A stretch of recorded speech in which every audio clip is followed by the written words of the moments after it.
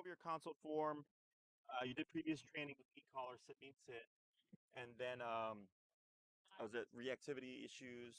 Yeah, so I've had him for 15 months now. Got him from Paws. He's gonna be 4-ish, September 1st, we'll call it. Okay. He was rescued off the streets when he was about 1, they said, from like Tennessee or something. Came to Paws, Chicago. Had a really rough go with a couple foster families. Not crate trained, like going to the bathroom in the crate, screeching, like throwing fits. They finally got him with a foster that had like 4 or 5 guys, and he did pretty well there because everyone was like pretty much home. Someone was always home throughout the day. So he did a lot of good progress with them. They had him really drugged, gabapentin, Prozac, and something else. Yes, he's off all of it now. Nice. Off of it since last fall. Good. But he was adopted by another person before me, and she could not handle him, and she left him in his crate for 10 plus hours a day. All of his training went out the window from the foster family. Sure. They had increased his dosage while she was with him because he would not settle, would not do anything. Sure. And then they suggested that she bring him back, so she brought him back. 2 weeks later, brought him home. Okay. He was a mess when I got him. We used to have to like hide behind cars in the street when the dog was going past, because he would just completely like flip out. For the most part with the collar and with him on my right side, we can pass a dog, but he can't do like side by side. Walk by. Sure. He'll do it. He was doing it in his training class with sit means sits with other dogs, but when he gets out in the open, it's like he's never been trained in his life. Yep. And then he has really bad car anxiety. He's crate trained now. He does good with that. Can't leave him out of the crate when I leave though. Otherwise he like goes into full panic mode. So I just crate him anytime that I leave and he's fine. With a Kong.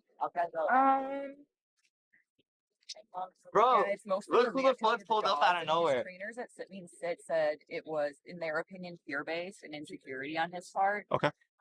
He has had a couple good interactions with dogs off leash, like at the dog park. But I've not let him interact with dogs since he got bit by one at the dog park in March. What instigated it? So we were playing. 2 people with their dogs came up and asked if they could come in too because the other side was super crowded. I go to the one on Lincoln at the end of the 606 trail where there's the 2. Oh yeah, by the baseball. Yeah. Or like a basketball court or something. No, it's what is it? It's Ashland and Portland, like the park right there. Oh yeah. I know what you're talking about. Sides. One for small dogs. No one ever uses. By like the expressway. Yeah. We always use the small dog side if I take him there. And the other side was like packed, like 20 dogs. And so they asked if they could come in. I was like, yeah, sure. Left his leash on him just in case I had to like grab him, not knowing how he might react. Everyone was playing fine for like 30 minutes. I know now that that was a mistake, that it was a little bit too much, and found out that the dog that bit him was newly adopted as of 2 weeks. So I think that dog got overwhelmed, but he also likes to run fast. Sure. And he doesn't know how to de-escalate himself without somebody intervening. I gotcha. What happened after that bite? He got 10 stitches in his ear because it got ripped. Okay. Right there. But you didn't like act out defensively towards it or anything? Just kind of happened and continued with play? No, I mean, like the dog was latched on his ear. Okay. So their owners grabbed him and his leash was still on him. So I was able to like grab a hold of him. I see. He didn't get a bite in or anything. He was just screaming the entire time. Okay. So you didn't fight back? No, the guy was able to get his dog's jaw open. It was like a 30-pound dog probably. Okay. Much smaller than him. And then they immediately removed him.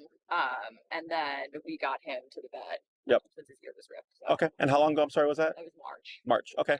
And since then? He was bad for a while, for like 2 months or so afterwards. Like anytime he saw a dog, like makes sense. Freaked out. Yep. Yeah. Makes sense. And now, how is he?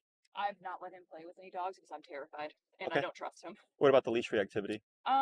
Same thing. If he's on my right side and I'm buzzing him, he'll go past the dog and I'll reward him with a cookie. Okay.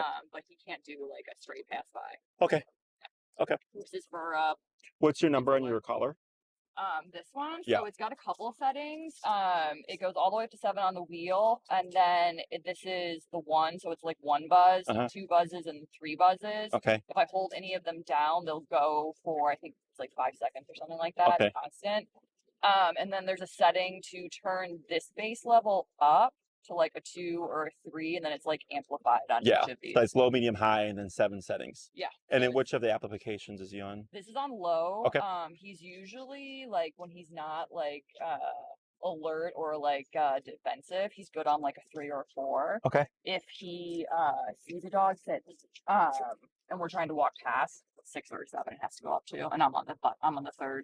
Okay. On the 3rd setting. Okay. Well, on this 3rd setting, so there's the wheel, like the initial wheel has, if you like hold 2 of the buttons down when you first turn it on, it'll give like a double beep and it'll go up to its brand new setting if you want it even higher. Yeah. So if like the wheel on 1 to 7 and these 3 isn't working, you can put it up onto a second Correct. base setting. Have you ever done the second base setting? Yes. And I've only ever been able to go up to a 3 on it, and he's like, Okay. like that with his neck. Okay. And then what happens after that when you go to the higher setting? I mean, he'll twitch. He'll try to pull away on the leash if it's too high. Okay. And then once we're past the dog and the dog is like behind him, he's fine. Okay. Did you do a board and train or in person? He did over 2 weeks. He went for 2 days each week from 9 a.m. until 6 p.m. with them, and then I just left him and like then a day to care pick and him up. train. Yeah. Yeah, I gotcha. Basically. Okay. Yep. And then we've done like group classes for like 30 minutes since then. Sure. That's about it. Okay. How is he with dogs at a distance? Because we got one over here. Let's see what he does. He's looking at you, so I don't think it's going to happen here. But he knows that dog is there. Okay. So it seems, but like, would you ever get reactivity at this distance, or is it pretty much when you're closer, like on the sidewalk? When we're closer on the sidewalk, like now, like before when I first got him, that would have been full reaction. Like, Okay. we So would have good. had to be like behind a car. Now, he'll do that after Okay. because he wants to go, but Yeah. yeah, now it's like within like a couple feet, unless we're walking and the dog is coming head on towards him. So that's a difference that I've noticed. So if Yeah. that dog was walking this way and we were walking towards that dog, ears forward, starts to crouch to the ground, Yep. like is super alert watching. Do you ever try to correct in that moment? Yes. So before I was able to get him to pass by on the right with me, we would move off to the side and I would put him in a sit and have him face me and have him keep eye contact. But I've not been able to get him to stop the crouching as we're like approaching. Okay. So he's got his little red rocket out. Yep. He's very excited. Yeah. So this is like a norm. I gotcha. Yep. Okay. Anything else? I've been working with him. I have a balcony. I live on the 3rd floor. Quiet. Down. That's his temper tantrum that he likes to. Yep. I can show you a video of the car. What he does is terrible. But anyway, the balcony. I've been working with him, keeping his collar on when he's out there because he likes to bark at dogs off the balcony, and sometimes people, if he hears them but he can't see them. So I've been working with him on his collar. If he has his collar on and I buzz him, he stops. If he doesn't have his collar on, he's like, he knows, and he's just full blown like misbehaving. Sure. Okay. Quiet. Anything else? You want to see the car video of his temper tantrum? I've seen everything under the sun now. He hits such a pitch with his voice. Oh my god! Like Yeah. It's just usually it's like an anxiety. Yeah. And it's just through the roof that the dog's overwhelmed, and then I completely I know what you're talking about. Yeah. Okay. So you're wanting to, of course, correct these issues, right? And then also work on his socialization. Yes. Okay. So all that stuff is doable. You've already made great progress, so kudos to you. I know. You just have what I would call like the residual, like the last little bits that like people struggle with, whatever. Yeah. So with sit means sit, what commands does he know? He knows sit. He's okay with heel, but he needs to do better. Okay. I've been working with him on right heel because he's trained to heel on the left. Yeah. But if we see a dog coming to like help him differentiate, trying to get him to learn like right heel to go to my right side without. Right now he's in the habit of he will just move himself there and not wait for the command to do it. He'll just go himself. He knows come. He's terrible at it off leash though. If he's in a heel and I want to reward him and let him go sniff or something, break is his release. Yep. I gotcha. Okay. Sit, lay down, shake paw. He knows how to roll over now. When they taught you the heel, what did they teach you to do? Click the button, say heel, and bring the dog to your side. Did they show you how to correct it? If they did, I don't remember. Okay. Does he know place? He does know place. Okay. How long will he stay for? It depends. If I'm making his dinner, he raw diets. If I'm making his dinner, he will wait in place until I tell him to come out of place. If there's no if he doesn't see that there's going to be a reward at the end of the tunnel, he will remove himself from place. Even with the collar on? No. With the collar on, if I buzz him, he will stay. But if he's just lounging in the house and I want him to like go somewhere and the collar's not on, Yeah. He sometimes will just move himself somewhere else where he wants to go. Okay. With the collar on, what's the longest he will do? I don't know if I've ever timed him, but he'll stay. If I'm there, he'll stay for a significant amount of time. Okay. Yeah. For the recall stuff, did they show you how to practice? They gave us a 15 or 20-foot long lead, Mhm. and he does pretty good on that unless he sees a dog. If he's away from me 15 feet, he just thinks that he can go. Sure. But I've never been able to do like a recall with him if his leash isn't on it. I gotcha. Yeah. Okay. Did they give you any kind of steps to work through? No. Nope. Okay. Have you asked them? Yeah, they don't have like structured training after you do like their board and trains really. Like they have their group classes for 30 minutes that you can sign up for, but there's no like structured like here's how to like get your dog to come back if you're trying to do Okay. training. So you do your program, but there's no like follow up on like this is what your dog learned, this is how to apply it, so how to use it type of stuff. I mean, they did the basics with him, so like an hour after each class that week, when he was there with them, they would walk you through it and do stuff. But there was no like option to like sign up for like additional like classes of like this is what I want to work on with him. I like see. how do we like work together to get him I to gotcha. like listen to me. Okay. Anything else? No. Okay. So he's not the first sit mean sit dog that I've trained. Fair. Okay. So sit mean sit is a franchise. Was it two guys? Yeah, Tony and Mikey, they're great. Yeah. But we got what we could out of it, and now They I'm must just, be new because is it the one on Elston? yeah. So it used to be a lady that owned it, and I guess she maybe sold it to him recently in the past couple of years. Because now I've heard that it's the two guys now. Yeah. So we do things a bit differently, and I think you had actually inquired about like a board and train option or something. Yeah, because I want to be able to board him when I leave town, like Okay. with his trainers. Like I'd rather not take him. I don't trust like the general boarding places to be honest. Sure. Like especially with him, like I know he can be a handful, and if somebody doesn't know what they're doing, then he will absolutely push his boundaries. Sure. Yeah. So I wouldn't recommend a board and train for you. No. Okay. I would recommend in person because part of the training is you learning how to handle a reactive dog. So like we train here, this is fairly busy, but this is like 30% of like what Oz could be. Are you familiar with Oz? Yeah. So busiest park in Chicago. One of my clients worked for the city. Her job was to like study the parks and like how much that people use them and stuff. And she was like, "Oh, this is great that you train here. This is the busiest park in the city." I was like, "Oh yeah, really?" I was like, that's what I thought just from like being here." But she's like, "No," she's like, "I actually do studies for the city of Chicago. This is like legitimately the busiest park in Chicago." Sure. So I was like, "Oh, great." So it's awesome because we get dogs here, we get off leash dogs, all that kind of stuff. So when we're dealing with reactivity, it's all real time for the owner. Okay. So in my experience with sit mean sit, they don't teach the collar correctly, which is part of the problem. Okay. Think of the e-collar as a communicator, right? It's telling your dog what to do and what not to do and stuff. And one thing that I have an issue with is your system is you technically have 21 settings, right? You have the low, medium, high, 777. So it's technically 21, right? The one that we use has 127 settings. Think of 27 or 127 and 21 as the same. We just happen to have 106 more divisions. Okay. The other thing is the output. In my experience, this collar is a low power output. Okay. So for the models that we use, there's low, medium, medium, high, and high. And we will fit the particular collar according to whatever we're working with. Okay. So to give you an example, I have a 20-pound dog. She just had her 9th out of 12th class yesterday. One of the most reactive dogs I've seen in 12 years. When I saw that dog for the consultation, your dog could be 100 feet away. Sure. Dog was blowing up crazy. Okay. It was very difficult to have a consultation. Sure. And since I recognized the intensity, I told her, you're going to want the collar meant for a 70-pound dog. So the high-powered collar. And I said, because your dog's intensity is up there, and I don't want to gamble because technically your dog would be on a 35-pound and under collar, physically speaking, but mentally speaking, I'm like, your dog is like a little like German Shepherd Rottweiler. Okay. So sure enough, we ended up needing it.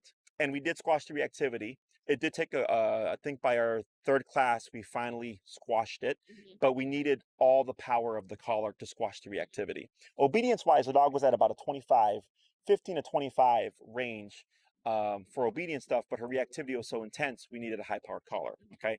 If you are go to our Instagram, Canine Perspective Inc., I actually just posted up a video of that dog, of like a quick little before and after, and you will see what I'm talking about. Sure. Okay. So by the fourth class, we could finally be here, and the dog was seeing dogs, and nothing was happening. The dog was calm, passive, no reactivity. Okay. So the first step to socialization is always squashing reactivity first, because if your dog has any residual, it's most likely going to rear its head during socialization potentially. Okay. So I always want to squash it. So a couple of issues with the collar is low power output. Okay. Only 21 settings. So the problem with that is, let's say your dog is vocalizing at 7, but at 6 he's not listening, right? So it's one or the other. It's either he's going to ignore 6 or he's going to yelp like crazy at 7. And the problem with that is that the correction is too harsh, that the dog cannot think through the correction. Got it. Okay. So when we think about aggressive behaviors, people's first instinct is like, oh, my dog bites people, I need to punish the crap out of that, right? That's our usual line of thinking.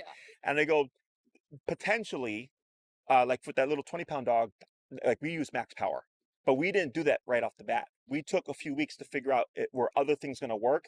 And then by the third class, I said, okay, this is going to suck, but this is what your dog needs because nothing else is working.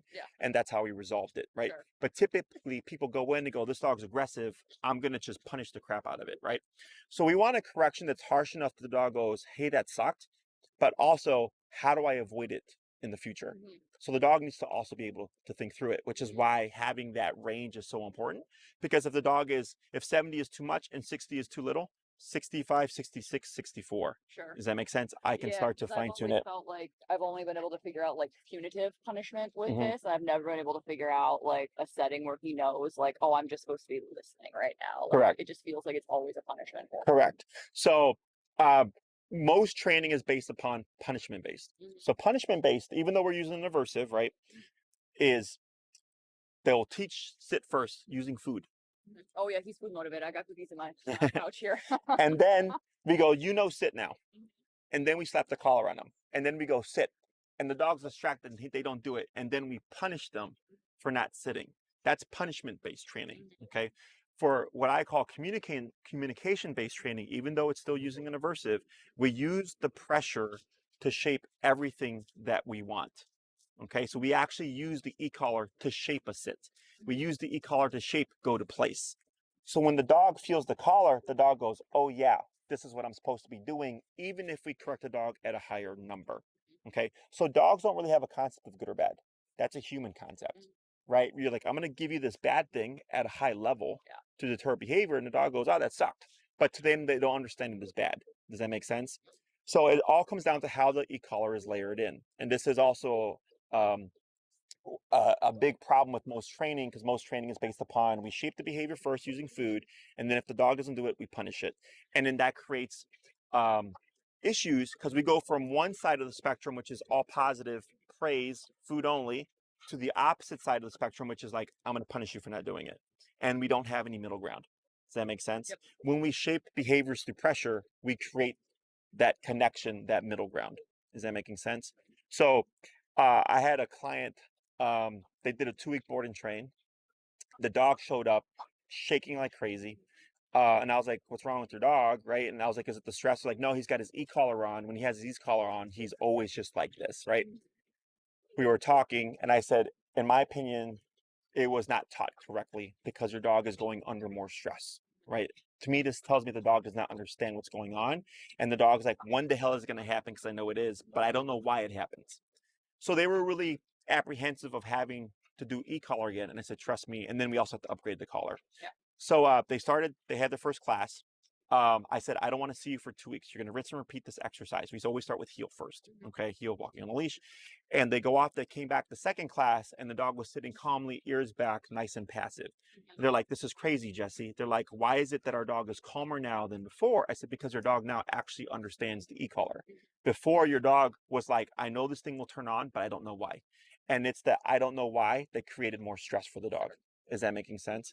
So that's why whenever I train or retrain dogs that come from board and train programs, even if they did e-collar, I almost always have to recondition the dog. Sure. Okay. Because we need the dog to understand the real communication of e-collar, but then also get you to understand my theory of training. Okay. So the first thing we always start with is heel. Okay. One, most common problems to correct with dog training are leash pulling and reactivity. Heel fixes both of those things. Okay. So day one, we're targeting things that almost everybody wants. Okay. You show up with your dog, you would have the e-collar. I would coach you through everything. I don't even have to touch your dog. It's all real time for you. Okay. If your dog acts out in the moment, no big deal. I coach you through it. Okay. So you're just doing everything I'm instructing you. And then we start what I call the first half of heel, because it's usually a 2-part exercise where your dog is getting conditioned on how it turns on and how it turns off. Okay. I don't even use the word heel for the first class. It's literally just shaping the behavior. Okay. I'll give you some homework. I'll tell you rinse and repeat for the next week. You come back a week later. Okay. I go, how was it this week? You give me feedback. And like, you know what, Jesse, his reactivity was better than ever. His reactivity was 50% better, 20% better, blah, blah, blah, blah. Okay. And then we make some adjustments. We work on the second half of heel. Depending how reactivity is going, we'll make some adjustments to that too. Okay. Now, in the beginning, I don't have clients walk past dogs. I actually have you step to the side, as you mentioned earlier, but I don't make the dog focus on the owner. Okay. Okay. So this is a very common thing. We go, focus on me so you don't focus on that. Okay. The problem with this is you want your dog to focus on one particular thing out of 1,000 things. Okay. And instead I go, how about your dog not do that one thing, but do any of the other 1,000 things? He could look at the cloud. He could look at the camera. He could look at you. He could look at his paws. You know, he could look inside his eyelids. I don't care, but don't be reactive. Does that make sense? Yep. As opposed to be this particular. Yeah. Exactly. And that's what makes it so difficult. Okay. It's also not realistic. So if you turn a corner and there's a dog, you don't have time for this, right? So what we want is, hey, bud, you're going to see dogs, deal with it. Okay. And then we build off of that. Okay. So a lot of trainers will tell you, don't make your dog sit for reactivity. Okay. Because it makes it harder for the dog. That is technically true because the dog is here, right? He's thinking, well, I can't move. The threat is coming closer. So the stress levels go up. And at some point, we're going to get the outlet, right? And I go, yes, it's harder for the dog, but it's easier for the owner. When you're moving, it's harder to correct a reactive dog or control a reactive dog. And I've had people prior to training with me, a previous trainer would say, walk past the threat, and the dog would cut them off and trip them over and had dogs get off leash and attack the other dog, and or people break wrists and elbows. Sure. Okay. So by being stationary, it puts you at the most control. Yes, it's harder for him, but it makes it easier for you to shut down the reactivity. And then in time, we build it to being able to walk past dogs. And reactivity is a spectrum. Typically, reactivity to calm dogs, older dogs is what goes away first. Oh yeah. You know, and then it's like puppy excited energy, and then other reactive dogs, and then sudden run-ins, like turn the corner or elevator doors open dog is end of spectrum. And that's usually how it progresses. Yep. Okay. So once he starts to get used to, I'm going to see dogs and there's nothing that I can do about it, we start to how'd you say, be able to do the more realistic things of like walking past dogs, turn the corner, see a dog, he doesn't flare up, all that kind of stuff. Okay.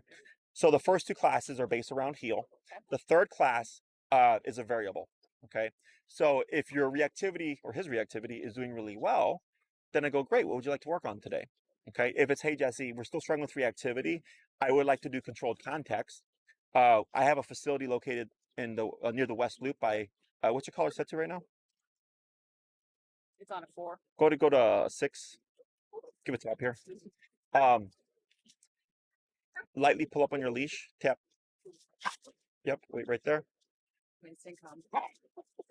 Relax. Good. And located near the West Loop. You can fix that, right? Yes. But this is what I mean, that if the dog doesn't understand it correctly, Right. it just creates more anxiety. And what we do is we do controlled context where I bring a dog out and I start to come in close so that he learns to deal with a dog being within his, how do you say, 1 to 2 foot radius. Okay. So that's what I had to do with the other dog. Her name is Georgia. So the first 2 classes were heel stuff. The third class was at my facility, close proximity. And then, no, I'm sorry, the second class was at. The third class, we came here and then walked around and did a real walk and then adjusted our level. And then I said, rinse and repeat for 2 weeks. And if it doesn't get better, email me. Okay. And then we were good. Fourth class, we had it. And ever since then, no problem. Okay. So we're trying out all these things, and typically by the third class, I help you figure out what the answer is. And then I may even tell you, take a couple of weeks, and I want to make sure that this sinks, right? That this is becoming concrete in his mind of I don't become reactive, right? Now, in that time, if you're not making progress, you'll email me and say, hey, Jesse, this is where we're at, but I'm still struggling. And then I'll email you back instructions. I go, try this now. And then you go and do that for a few days, right? So I'm really, in that moment, going back and forth with you via email. And then finally, when it's like, hey, Jesse, we finally got it, I go, great. Give it a week, make sure that it's sinking in, and then have your next class if we're good. Okay. So behavior and obedience are different. Obedience for me is very straightforward. I know what I can get done in a period of time. As long as the owner's doing their homework, I know I can get done. Behavior, however, is variable. Okay, every dog, every case is different. So once I get the foundation of what we need for the reactivity down, if it's difficult, I go, there's no reason in having classes because I would essentially just run through all the options, but you're using up your classes to do so when I could just literally just send you an email. Okay. And then when you get your answer and you're like, Jesse, it finally worked. I go, great. Now schedule your next class. Okay. And then we could jump into recall. I like to get recall in as soon as possible because it does take the longest to get reliable off leash. To give you a concept, I had a client, I trained her first dog. Tap them on the collar. Her first dog, and she got a second dog.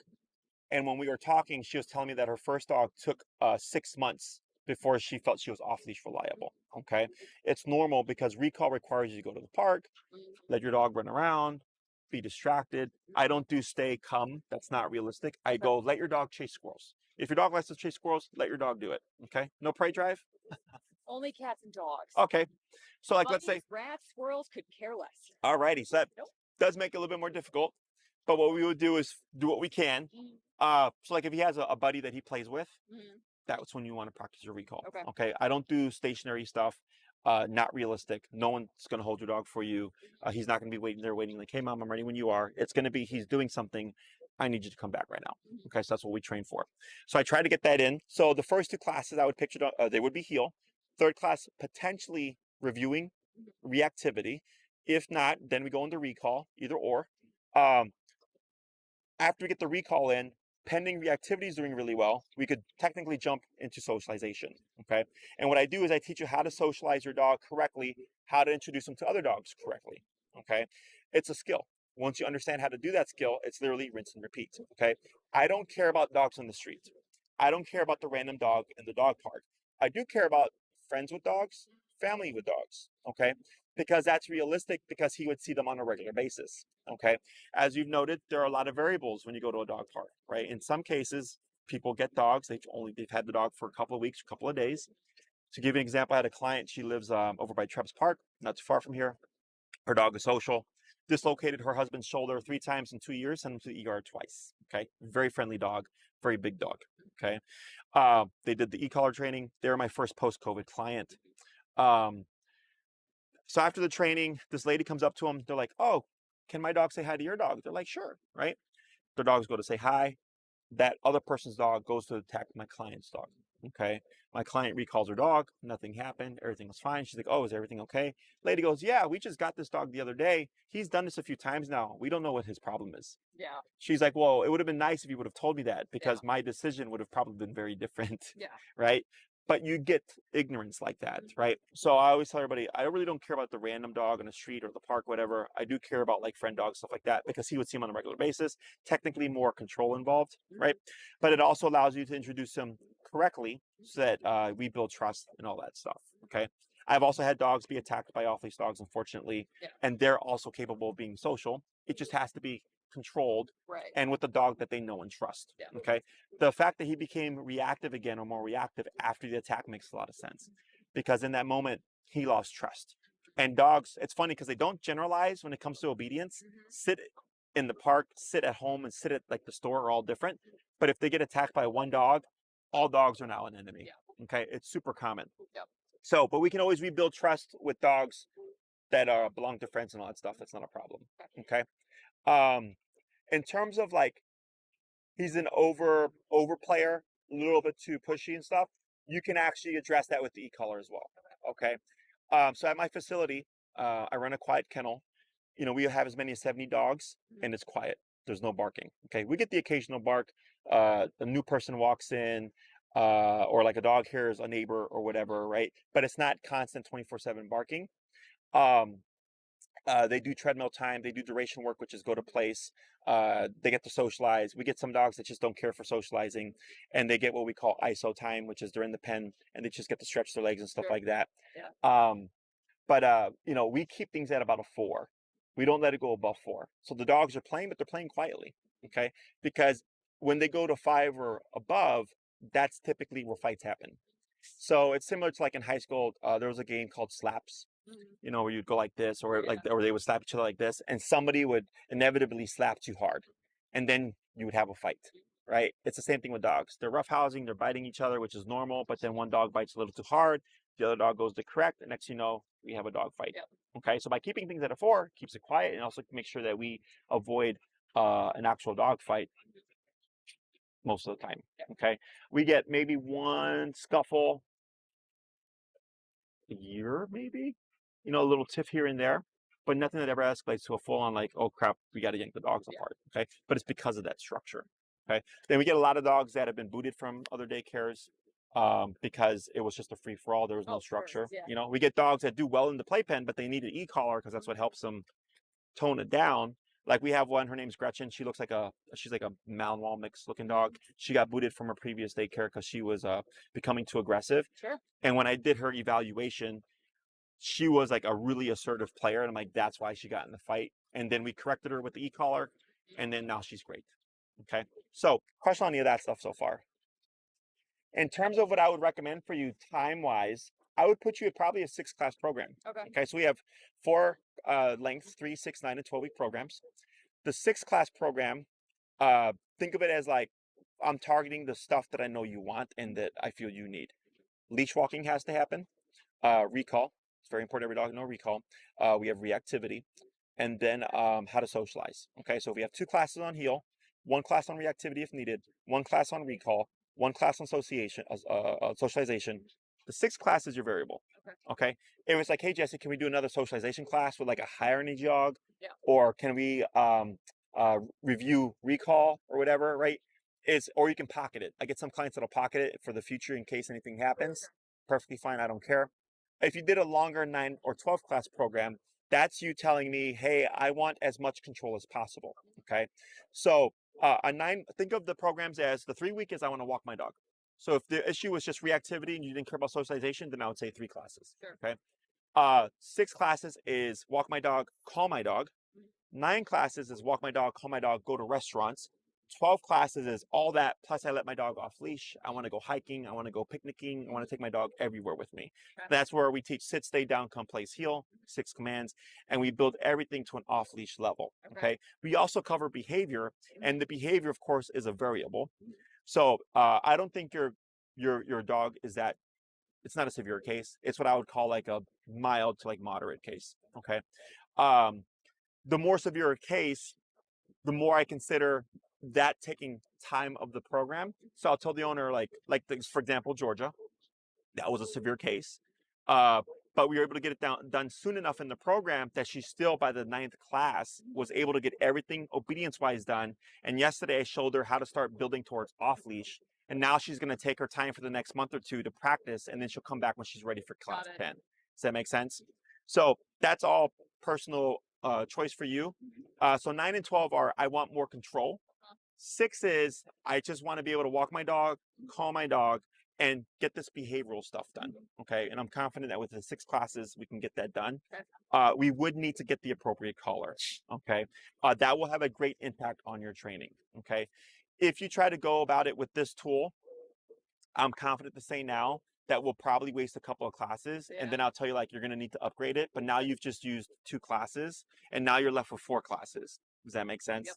So I would, I know this was like $190 or something. Yeah. The one that I would recommend runs around $330-ish with tax. Okay. It's the best collar there is. It's the highest powered collar. You don't have to worry about anything. Fully waterproof, 1-mile range system. Okay. They last for years. Okay. My collars I had for almost 10 years before they crapped out and I had to finally get new ones. Okay. Most common thing that happens is that the battery does give out. It's like a rechargeable lithium battery. It's replaceable, 20, 25 bucks. You can Okay. even do it yourself, super simple. Cool. Okay. They do come with a 1-year warranty. Mhm. So if something happens within that 1-year warranty, you can send it off to the dog show. Okay. They'll repair it for you. They'll send it back. Good to go. Cool. Okay. Question on any of that stuff so far?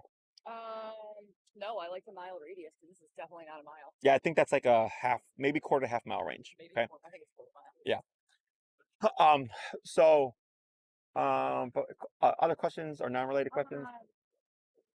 For you on the 6th week, I like to take him to the dog beach. We don't ever go when it's crowded. Like we're talking like maybe 6 other dogs there, and then maybe doing more time. Yep. But he does love to swim. Yep.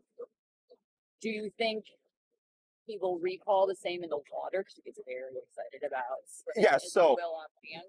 Yes and no. Okay. So think of recall on land and recall on water as two different training moments for you, right? So first, I mean, you can start water whenever you want, Sure. but like his number on land can be 35 and his number in the water could be 85, right? And then you'd have a long leash on and you would do the training in the water as if you were on land until he learns to recall from the water. Yeah. But it is a fully waterproof system, so you don't have to worry about that. It's meant for hunting dogs. Cool. Okay. And there's a dog there, just a heads up. Okay. Other questions? Oh boy. See, when he looks at me like that, he just looks so like defeated and like scared. Like he doesn't look like confident in himself. Yeah.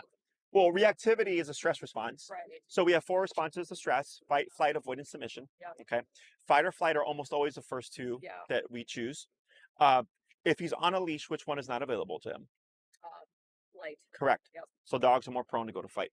So a lot of people will question, they'll go, Jesse, why is my dog social off leash Right. or capable of being social off leash, but not on leash? And I go, it's because flight response is not available on leash. Okay. Now, once you start training and we start correcting the reactivity, right? He goes, well, if I can't run from it and I can't fight it, then it opens the dog up to what we call avoidance. Avoidance is I see the dog, I know I can't bark at it, and I know I can't run from it. So instead, I'm going to pretend that it's not there. Oh, he likes to hide behind things, don't you? Yes, that's avoidance behavior. Okay. So it's like if you ever been in a store and you see someone you don't want to talk to, Oh yeah. and you go down a different aisle, that's avoidance behavior. Okay. The last thing is what we call submission and or acceptance. Okay. People tend to think of as submission is bad. I go, no, it's the dog just accepting like, okay, I'm going to see dogs in the world. There's nothing I can do about it.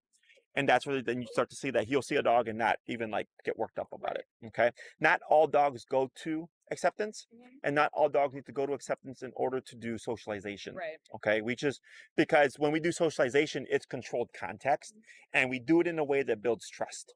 So then he goes, hey, I've seen you 10 times and nothing bad's ever happened. And we go for a walk and we build a bond and a relationship and then we build off of that. Okay. So yes, some dogs are able to just come up and just be friendly off the get-go. Not all dogs are like that. Okay. It's kind of like with people. Some people are just social butterflies and they could talk to anybody they want to. Sure. Me, before I started my business, like I'm an introvert. Okay. Me too. I would not talk to people. Now I can shoot the shit with anybody, but that's part of my business, you know? So now I can just chat up someone and it's like, whatever, I don't care, right? Same thing for dogs, right? Some of them are just capable of just being social with any dog. Other dogs need a little bit of work, okay? And it's nothing good or bad. It just comes down to personality type, you know? So like, you probably have a friend, like at first they're super quiet, and now that you know them really well, they're just like the chattiest person in the world. It's that kind of thing, okay? Other questions? In terms of like boarding and daycare stuff, all our clients are welcome to utilize their boarding and daycare services. Should you move forward with training, you are not required to, so dogs that have not trained with us have to come to daycare at least once a week. It keeps them used to our structure and everything. I used to not do that, and then dogs would come and then destroy stuff. Okay. Dogs that we've trained, we don't have that issue because we've trained them, and plus we could correct them if needed. Okay. So dogs that have trained with us are not required to do that once a week daycare. You're welcome to board them whenever needed. We do recommend that you complete our eval process, which is where you bring your dog and we introduce them to the space. It's a 3-day evaluation. They don't have to be consecutive. It can be one week, one another week. It's perfectly fine. But it's so that you're not just dropping them off and then leaving them for a week. Okay, because then that can be stressful for a dog, even if we have trained them. Okay, so the eval just kind of introduces them for a day. You pick them up, and then you bring them back another time, and then you pick them up. So then when you leave him for a boarding stay, he's not like, Where am I? "Where's mom?" Okay. And then we've had no dog fail our eval process as long as we have the tools to that we need to address things. Not a problem. We do get owners that fail our process because they go, no, you can't use an e-collar, no, you can't use a prong collar, or no, you can't correct our dog. And I go, well, we run a quiet kennel and we're not going to give exception to your dog because I don't need the money and I like running a quiet kennel. Okay. And if you go to our Instagram, you'll see videos, dogs on treadmills and stuff like that. He doesn't love the treadmill too much yet, but I'm confident he can. In time. He loves to run, so. Sure. Yeah. Treadmill also helps build confidence. Yeah. Because since the ground is moving and he's not moving, that's kind of what throws dogs off. Yeah. But once they get used to it, it builds up their confidence. Did you watch any of our training videos?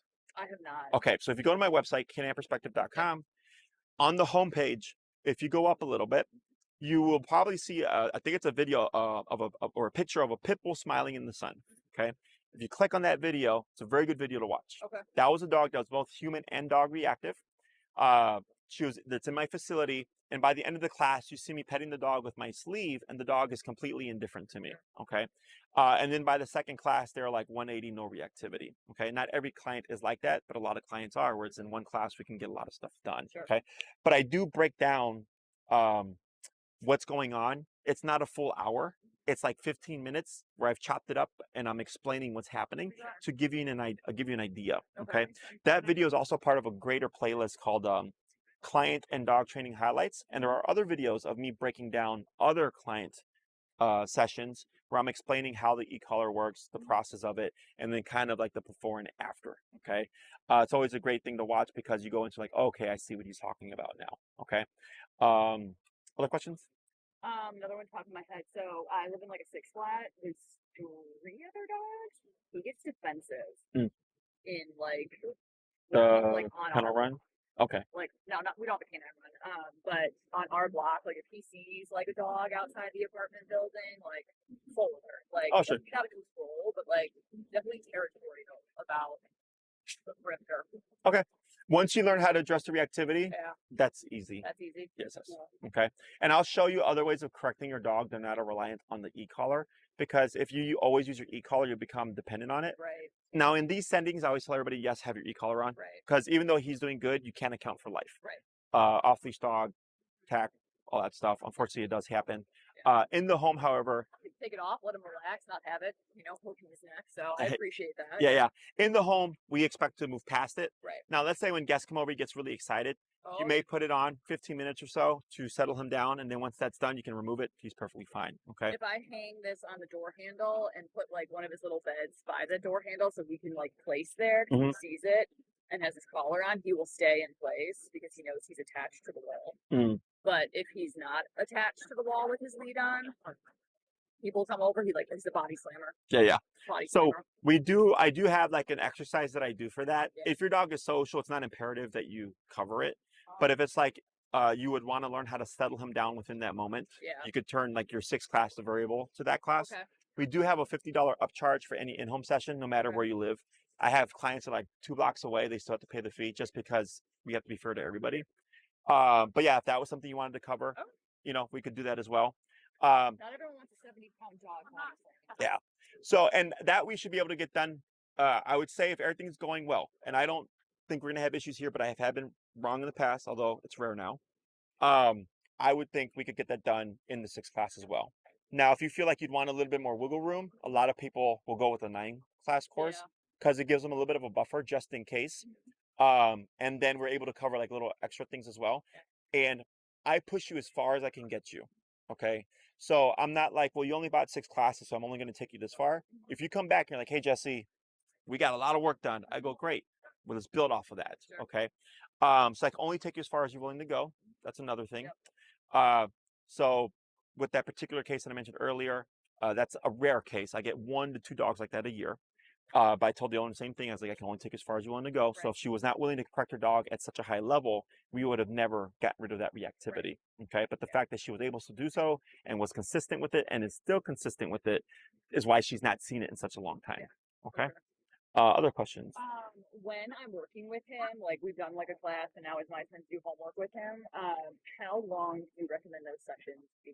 So you train as you live your life with your dog. Okay. Okay. So when you go on a walk with him, you're applying your training. Okay. Okay. Everything that I teach, you you begin to apply it and use it in life. Okay. Okay. So most training is you train in a confined space for a bit, and then hopefully one day it transfers to the real world. Sure. I go, no, we're going to train in the real world, and then you're going to apply it in the real world.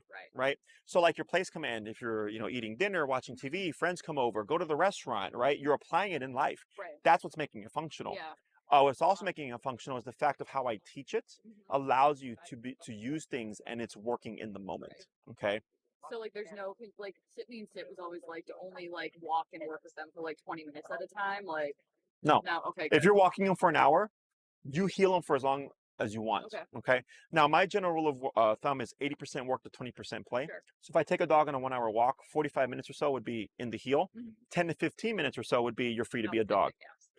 Divided how you like. And then sometimes, like my dogs, I'll heal them for a full hour, give them a quick little pee break, and like go back inside. Yeah. The play and the sniff is for the human. It's not for the dog. Because it makes you feel good. Okay. Now I get dogs are animals that sniff, that's a part of their nature. Yeah. But they don't go home thinking like, damn it, mom, you didn't let me sniff the ground. I don't know, he might. That's the human things. Okay. So, but I have, I'm not trying to create a robot. Yeah. I want your dog to have more control, or for you to have more control over your dog so that you have more freedom with your dog. We get a lot of clients that withdraw from life because they can't walk their dog. They can't have people come over. But then once we start the training, they're like, Jesse, I've walked my dog every day of the week now, 3 times a day, because it's enjoyable. I take my dog with me to restaurants now because now that he's not barking everything that's walking by. I have people come over now because my dog's not trying to attack people anymore. Like the whole purpose of this is to be able to live your life even more with your dog. Okay. Other questions? Nope, not yet. So pretty straightforward. Yep. Nothing that I've not seen before. Okay. Tina will send you the information for the collar I'd recommend. You can get it from us or you can get it online. I don't care where you get it from. I do care that you get the appropriate collar. Okay. Please don't show up with the wrong collar. If you try to go through Amazon, sometimes they send you the wrong collar. Okay. Just heads up on that. The one I recommend is called the Black Edition. Okay. Dogtra, D-O-G-T-R-A. Black Edition. If you get on Amazon, when you get the box, it'll literally say Black Edition in big white letters. If it doesn't say that, they sent you the wrong collar. Okay. Otherwise, if you get it through us, we do have a 30-day return policy. So within 30 days, if something happens, I just bring a new collar. Take your old collar. I deal with the company myself. If something happens after 30 days, you can send it to Doctra, but we can provide you with a loaner. Okay. In the meantime, until you get yours back, it usually takes about 2 weeks to send a collar back. Okay. Yes, very straightforward. Very. That's the other thing with this is it's literally one dial that goes to 127 and down. Okay, and then a couple of buttons that do different things. It's very intuitive. Okay, the training is very logic based. It's very common sense based. As long as you got common sense, we're gonna make progress. Okay, you'd be surprised how rare that is. Yes, you've made good progress. From what you've explained to me. That's why I said you have what we call residual, and the reason why the residual is not happening is because I don't think the foundation was layered in correctly. Okay. Anything else? No, I mean, he'll listen. Like with me, like it was frustrating because he would act like an angel with Mikey and Tony. Like they would send me videos. They'd be like, "We don't see anything that you've been describing," and I was like, Yeah. Because when you're with him, you're his family. Yeah. You empower him. You give him something to protect. Yeah. Does that make Like sense? he listens. Like if my sister comes to visit, she's on her second dog, and she has an e-collar that she works with them on, and he listens to her like no problem with me. Do you cuddle with your dog? Oh, yeah. He doesn't like to cuddle with me. Like he will a little bit, but like I've tried. Like I've invited him to like sleep in my bed with me. He'll stay for like 10 minutes, and then He'll get off. That's and funny. he'll go to his. My office has his one like bed that's not his house, his like crate. Yeah. And he'll go into what I call his private room now because he likes to go in there because it's his open bed and everything with his toys. He used every once in a while he'll go in his house on his own accord. And it's like decked out. It's got like the slip cover on it, padded bed, all that, padded sides and stuff. So it's a man cave. Quiet. And then sometimes he'll sleep on the couch, but for the most part, like he will not sleep on my bed with me. Yeah. Like 10 minutes and he's like, bye. That's funny. Because usually what we get with clients is that a lot of affection, right? And what happens is people get dogs for companionship. Yeah. And friends don't really tell friends what to do. So when you have that dynamic of companionship, the dog sees you more as an equal as Yeah. opposed to like a leader, Yeah. right? Whereas people from outside the home, like your sister, would make sense that he'd be more obedient with her just because of the relationship. He's like, well, I'm only with you for a period of time out the day as opposed to 24/7. Well, and if she comes to visit, poor thing is sleep on my couch because I don't have an extra bed in my apartment, but he'll cuddle her on the couch. That's funny. I know. And when I'm on the couch with him, he will sit on his couch cushion and not, he'll sit on his area. Yeah. Yeah. But he'll cuddle her. Can't make your dog love you more, No, just so he's you an know. asshole. He does it intentionally. Anything else? No. So you can talk to Tina. Okay. If you'd like to expedite booking process, you can turn around, you can email her and say, hey, Tina, send me what I need. I would like to do X amount of classes with Jesse, and here's my availability. Okay. Okay. So what she would do is she'll cross-reference your calendar with my calendar Okay. and say, here are times that he's available. Okay. Okay. Perfect. That's the easiest way to go about it, because if you wait for her, she's going to email you. She's going to ask you for your availability and send you a contract. Okay. So this kind of just, you give her all the information she needs right off the bat, and then she'll get back to you. Please note that there are other people that have had consultations in our current client list or my current client list.